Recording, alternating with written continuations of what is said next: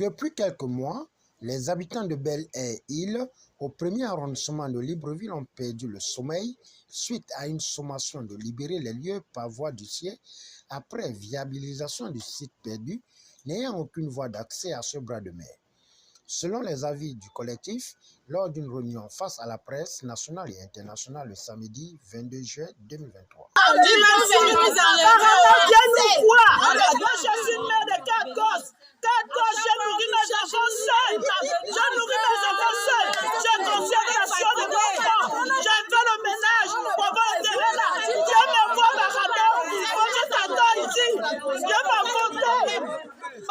Notons qu'ici, là, nous sommes plus de 80 familles qui vivent. Ces familles-là, ils rentrent les chasses. Lui-même en question, le cas venu ici en question, les pratiques là ne veulent pas.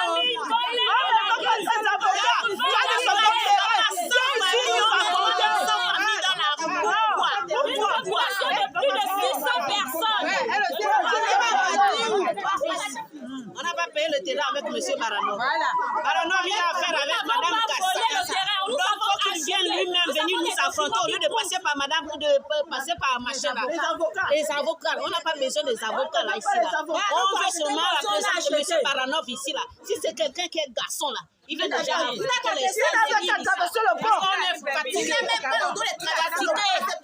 Faut qu'il vienne nous affronter. Nous sommes tous ici, habitants de l'île. On ne lui doit pas. Faut qu'il vienne nous affronter.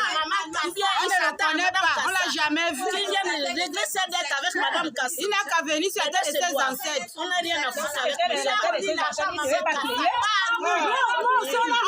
Oui. Voilà, tous les reçus de payer. Je ne dois pas. Si nous sommes là rassemblés, c'est pour la même cause. Durant plusieurs années, nous sommes harcelés pour cette possession de l'île. Chaque famille dans cette île a pu s'approprier d'une parcelle moyennant de l'argent. Nous l'avions, chaque famille a pu payer la parcelle auprès de Madame Kassa et son neveu Saturnin, ne sachant pas que cette terre avait été également payée par un certain Baranov. Et c'est ce dernier qui, jusqu'alors, ne fait que nous harceler. Raison pour laquelle, pour faire entendre nos voix, pour attirer l'attention des autorités compétentes, nous sommes obligés de passer par les médias, qui sont une arme de communication, une arme également qui peut plutôt nous sauver. Raison pour laquelle nous sommes là. Et ce dernier nous demande de quitter les lieux. Terrain à l'île ici depuis 2015. Et en 2016, lorsqu'on aménage, quelques semaines plus tard, nous sommes visités par M. Baranov qui nous apprend que l'île lui avait été vendue par Mme Kassa. Je ne connais pas la date. Et lorsqu'on contacte Mme Kassa nous fait savoir que c'est faux. Bon, on a banalisé le problème. Au fur et à mesure, chaque année, on a toujours été contacté par Baranov qui nous demande de libérer le lieu, que l'île lui appartient. Et là, il y a de cela quelques semaines, nous avons reçu un document qui nous demandait de libérer le lieu. Voilà pourquoi on a fait appel aux médias. Les autorités compétentes qui nous ont fait savoir que le lieu, normalement, cet endroit, Baranov n'avait pas le droit d'avoir les papiers de cet endroit parce que c'est un lieu abandonné. Mais jusqu'aujourd'hui, on se demande comment il a fait pour avoir les papiers. Et nous, le problème est déjà au tribunal. Nous sommes une centaine, hein? Il y a une centaine de familles déjà ici. Et chaque année, nous sommes menacés par Baranov. Et là, nous en avons assez. On veut que les autorités nous viennent en aide. Il dit qu'il a les titres fonciers. Comment il a fait pour les avoir? Nous les ignorons. Donc, voilà un peu la situation. Et quitter les lieux, c'est aussi facile de prononcer. aller où avec la charge que nous avons? Madame Kassa, propriétaire de l'île, pierre angulaire, n'a pas hésité de faire l'historique de la zone convoitée par un certain Michel Baranov, compatriote vivant en France, qui serait soutenu par plusieurs parasols au sein de la sphère administrative pour se prévaloir propriétaire de l'île. Le terrain de l'île m'a été cédé par le défunt maire Ambourou Dimba. Nous avons travaillé ensemble au ministère de l'Éducation nationale quand il était secrétaire général. Et moi, j'étais la secrétaire particulière de feu Monseigneur Jérôme Okinda. Il m'a seulement montré la place. Il dit, ici, c'est la zone de mes aïeux, les Sékianais. Et ils m'ont même maudit, ils ont dit, tu as vendu notre terrain, notre surface aux étrangers. Et il me dit, ma fille, tu seras maudite si tu vends ce terrain. Je ne peux pas traverser, regarde, la marée est haute. Va. Et c'est ainsi qu'il m'a donné, il m'a demandé de passer à son bureau. Il m'a donné des papiers occupation provisoire. Comme c'est que le terrain est assez grand, si vous descendez là-bas, vous verrez.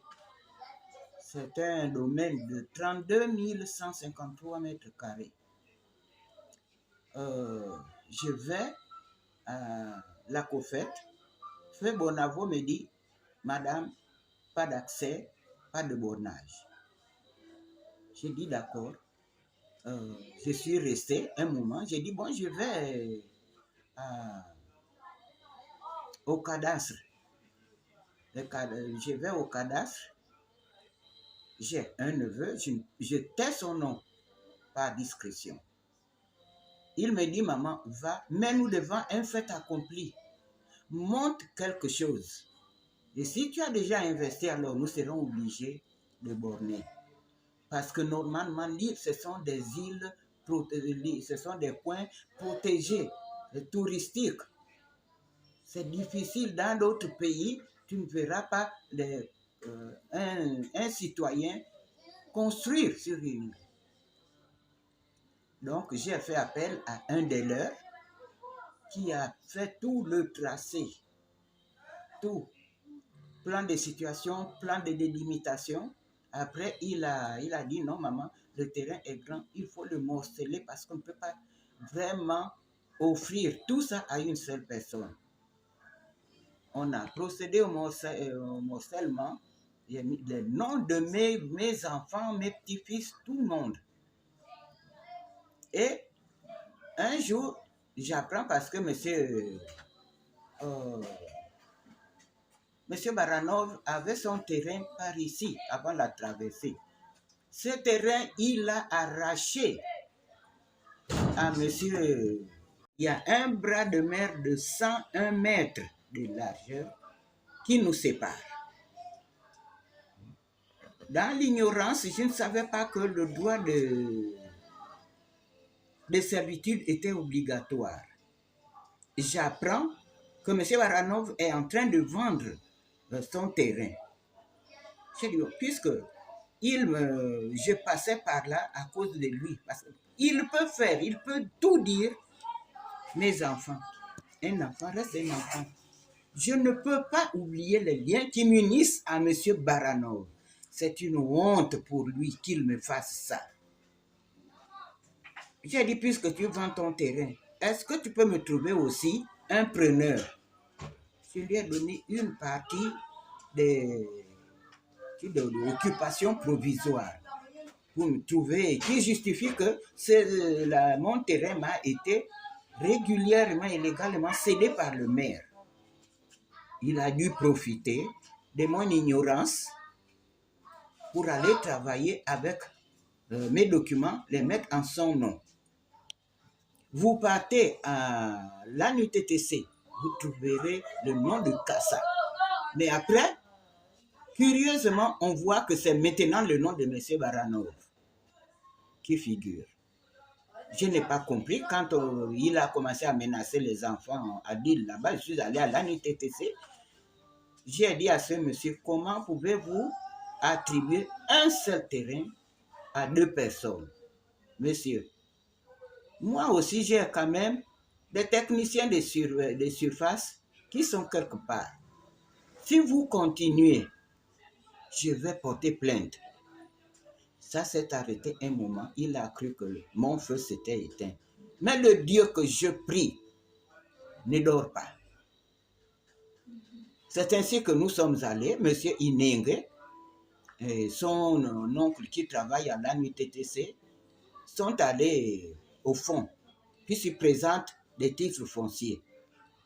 Ils sont allés au fond, ils ont vu que ce sont des faux titres fonciers. Mais je ne sais pas s'il y a 2 Gabons ou bien un seul, ou il y a 2 poids et 2 mesures. À moi, on dit pas d'accès, pas de bornage. À M. Baranov, on va jusqu'au titre foncier. Il y a moins une affaire de 12 ou 13 titres fonciers sur ce terrain-là. Et monsieur se vante parce qu'il a épousé une Bongo. Et quand monsieur Inenge vient me dire, maman, fais attention, Baranov est en train de chercher à voler ton terrain. Il faut le borner. C'est ce que j'avais fait, comme j'ai dit tout à l'heure. J'ai dit, mais je n'ai pas les moyens.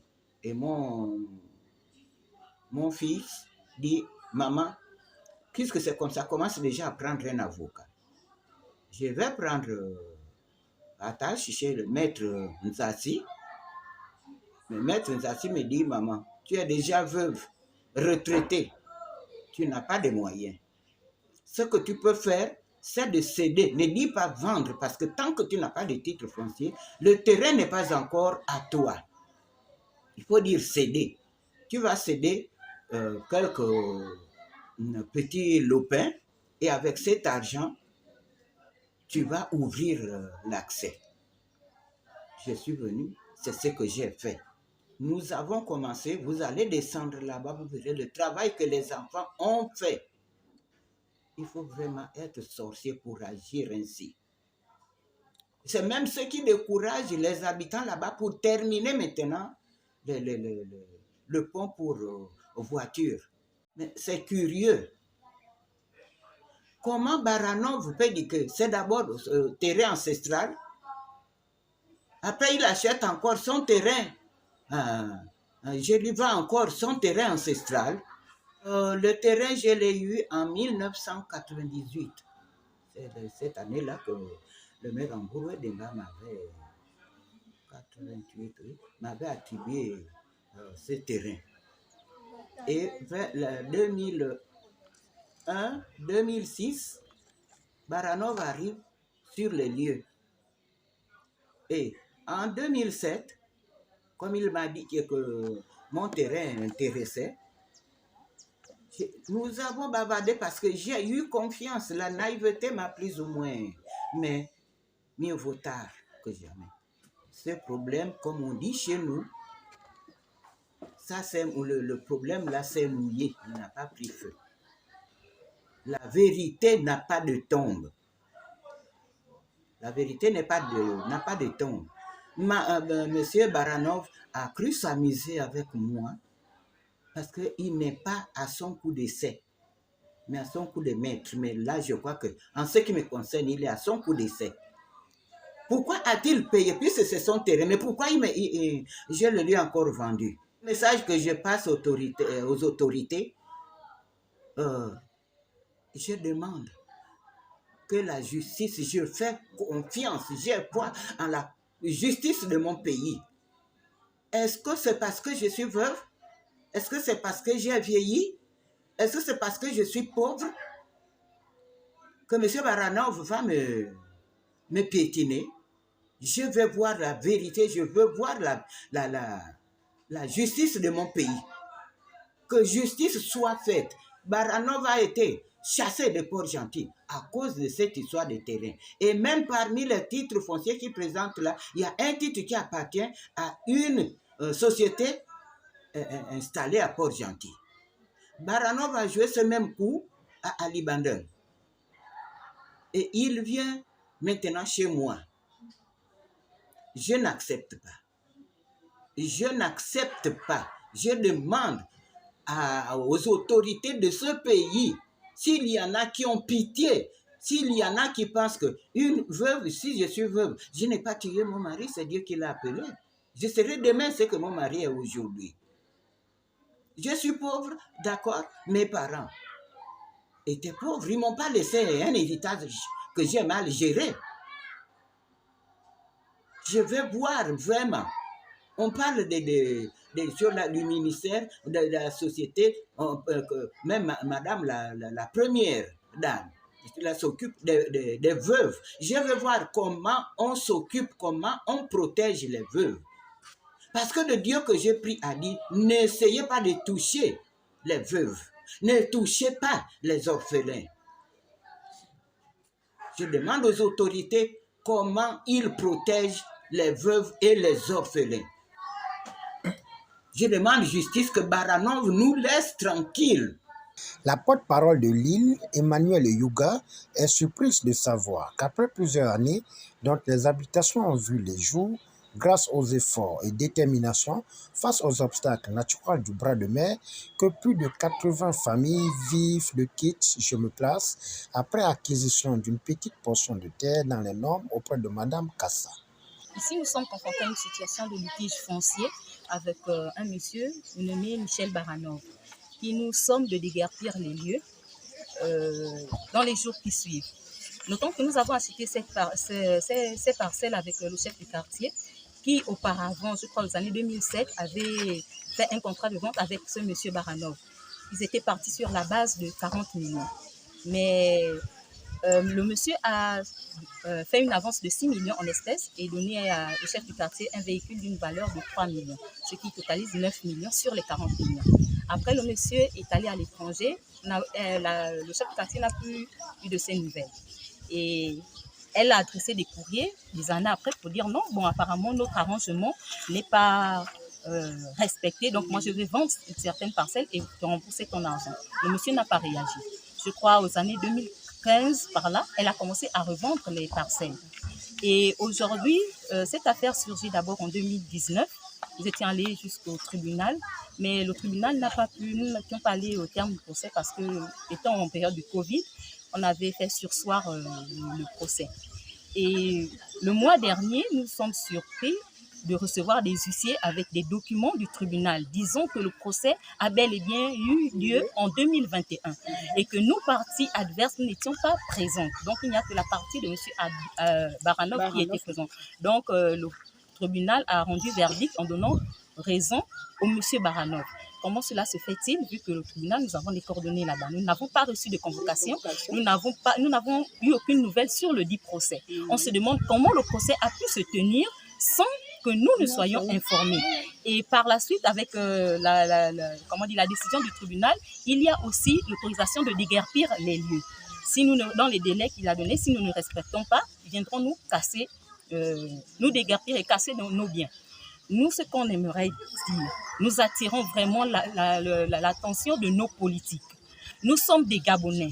Ici, il y a des personnes, des cas sociaux. Nous avons des mamans aveugles, nous avons des orphelins, nous avons des veuves. Si l'on nous met à la rue, où est-ce que nous allons aller? En ce moment, nous sommes en période électorale. Est-ce dans ces conditions que la population gabonaise doit se rendre au scrutin pour voter?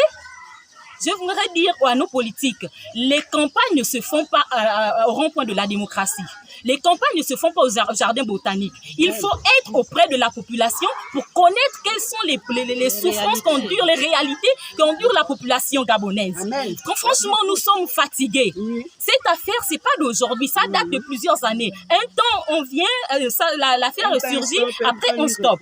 À un moment donné, nous sommes dans une île, dite zone perdue. Comment se fait-il que ce monsieur a obtenu des titres fonciers alors que le chef du quartier, qui est normalement la propriétaire de ces lieux, a fait plusieurs démarches au niveau de l'ANUTC et au cadastre.